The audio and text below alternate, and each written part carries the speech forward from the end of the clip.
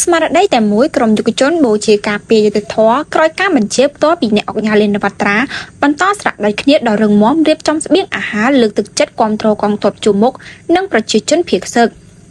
ក្នុងកលៈទេសៈស្មារតីតែមួយការពារជាតិពីខ្មាំងសត្រូវក្រុមយុវជនបូជាការពារយុត្តិធម៌ក្រោមការដឹកនាំរបស់អ្នកអង្គការលេនវត្រានៅថ្ងៃទី16ខែធ្នូនេះបាននឹងកំពុងបន្តស្រាក់ដៃគ្នាបង្ហាញពីស្មារតីសាមគ្គីផ្ទៃក្នុងដ៏រឹងមាំនិងការលើកទឹកចិត្តគាំទ្រកងទ័ពជួរមុខនិងប្រជាជនភៀសសឹកជាពិសេសបង្ហាញការគាំទ្រនិងជឿជាក់សម្ដេចតេជោសម្ដេចធិបតីរាជរដ្ឋាភិបាលនិងវីរៈកងទ័ព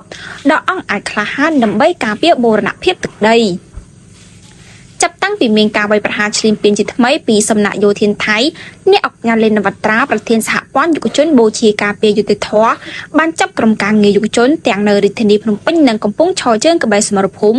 នាំយកអំណោយផ្ដល់ជូនវីរៈកងទ័ពជួរមុខនិងជនភៀសសឹកជាបន្តបន្ទាប់ដើម្បីចូលរួមចំណែកជាមួយរាជរដ្ឋាភិបាលក្នុងការជួយសម្រាលបន្ទុកលំបាកប្រជាពលរដ្ឋ